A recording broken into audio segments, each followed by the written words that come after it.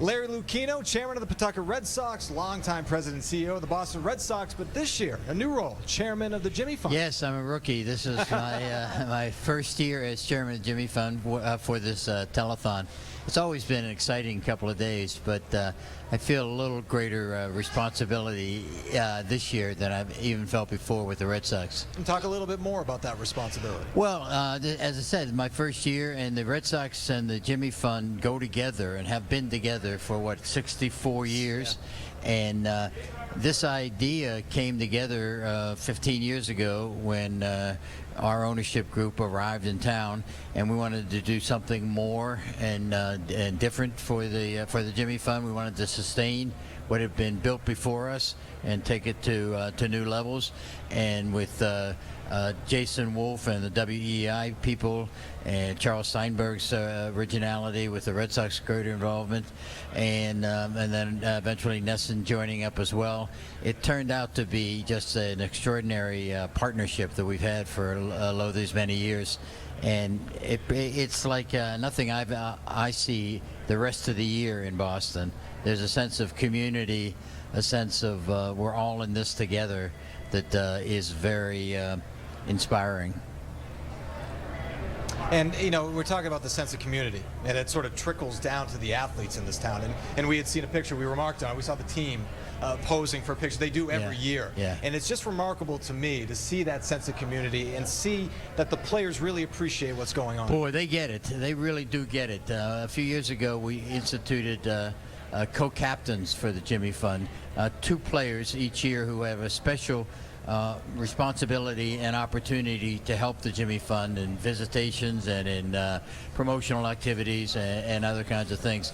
And it doesn't take long to select people. There are able group of volunteers who want to do it. I think you had Brock Holt on earlier today, right? Or maybe he was on radio, but he's done a great job over the years. So many. David Ortiz has got such a big heart. I shouldn't name people because every player takes to the Jimmy Fund as if it were a rite of passage when you come to the Red Sox. And Larry, you've been on both sides. You've been on this side and you've been a patient as well. What was that like when you got that initial cancer diagnosis? Well, maybe it's helped prepare me for this position, because I come to this position as a satisfied consumer. You know, in 1985, I was diagnosed with an aggressive form of non-Hodgkin's lymphoma. And I couldn't even spell it when it first came to me. And I looked around. I had the opportunity to go wherever I wanted. I was working for the Orioles and living in Baltimore and Washington at the time.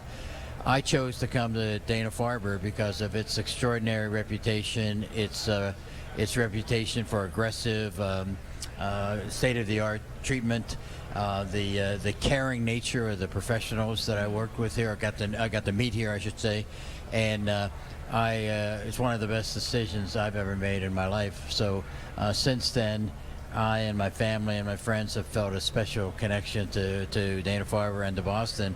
When we came here at the end of 2001, it seemed perfect. John Henry, Tom Warner, and I, in our first week, went over to Dana-Farber and just wanted to introduce ourselves so that we could see what else we could do to make it a bigger, stronger, better relationship. You talk about being on both sides of this as a patient and now as chairman of the Jimmy Fund. How valuable do you find that in cultivating relationships when talking about the Jimmy Fund? And cultivating relationships? Relationships with maybe organizations and it's enormously helpful. My street cred, I think, so to speak, if you will, goes up considerably. And because I know the people, I know the process, and I think people can sense that you do. I mean, I feel comfortable talking to patients at the Jimmy Fund.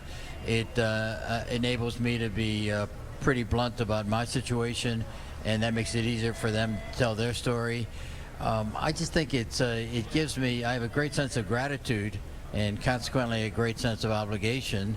And it just gives me an opportunity to do some things that all of us try to do if we are lucky enough to be survivors of these miserable diseases, and that's to give back, to keep it going, to do for others what was done for us. And we actually saw Jordan Leandry. Of course, you remember Jordan yes, Leandry. I don't know if you Jordan. had a chance to see him, Yeah. but he was on NESN. He played in the old-time baseball game. I heard about that. He is like 6'2" now. And that he's a moment of him slugger. spontaneously running the Yeah. bases was just one of the.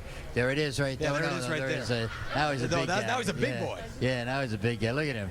But when he ran the bases with his braces on many years ago, it was.